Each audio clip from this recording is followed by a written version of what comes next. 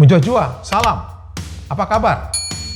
Dalam situasi kondisi saat ini, di mana sedang pandemik coronavirus, kelihatannya tidak ada yang lebih tepat selain saya mengatakan semoga teman-teman, dimanapun teman-teman berada dalam situasi dan kondisi yang senantiasa sehat walafiat. Sambil kita stay at home, menunggu di rumah karena mengikuti himbauan dari pemerintah, tidak ada salahnya untuk kita menambah inspirasi. Tentunya saya berharap bahwa DGA Vlog ini menjadi salah satu alternatif bagi teman-teman untuk menambah ilmu.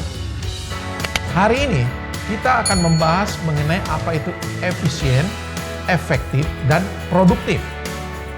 Saya rasa 3 kata ini sudah sangat familiar bagi teman-teman. Lalu teman-teman juga bertanya, untuk apa membahas itu lagi? Tidak ada salahnya melihat dari sudut pandang yang berbeda. Mari kita lanjutkan. Efisien, efektif, dan produktif itu sebenarnya adalah strategi alternatif untuk sebuah tindakan produktivitas.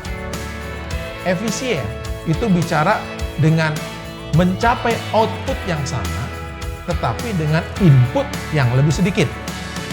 Apakah output? Apakah input? Output itu bisa bicara produk akhir atau servis akhir, atau produk antara atau servis akhir. Yang penting hasil. Contohnya mobil.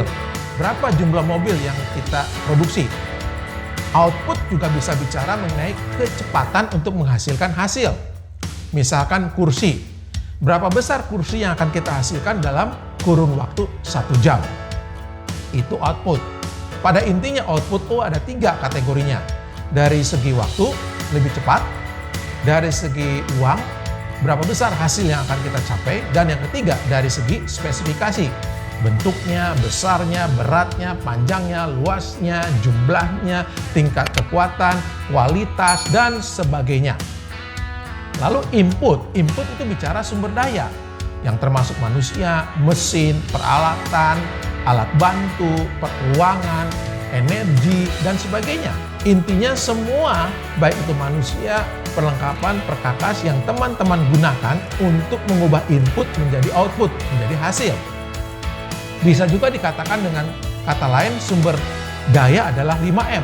Man, mesin, materials, method, dan money. Jadi kalau kita bicara efisien, dengan output yang sama, dengan input yang lebih sedikit, artinya teman-teman berusaha untuk tidak menyia-nyiakan waktu, teman-teman berusaha untuk menggunakan sumber daya yang lebih sedikit untuk menghasilkan output yang sama. Nah, yang kedua itu adalah efektif. Efektif itu bicara meningkatkan output tetapi dengan input yang sama. Nah, ini alternatif kedua juga untuk tindakan produktivitas.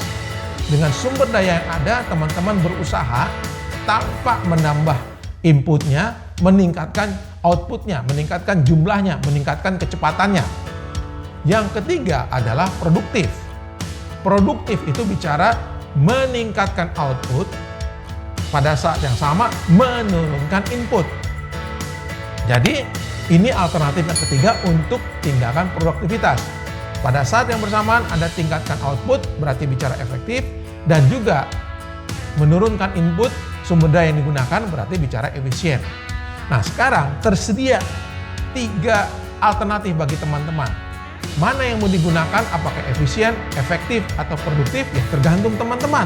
Teman-teman yang paling tahu apa yang teman-teman kerjakan untuk mencapai tujuan. Pakai, apakah itu efektif, apakah itu efisien, apakah itu produktif.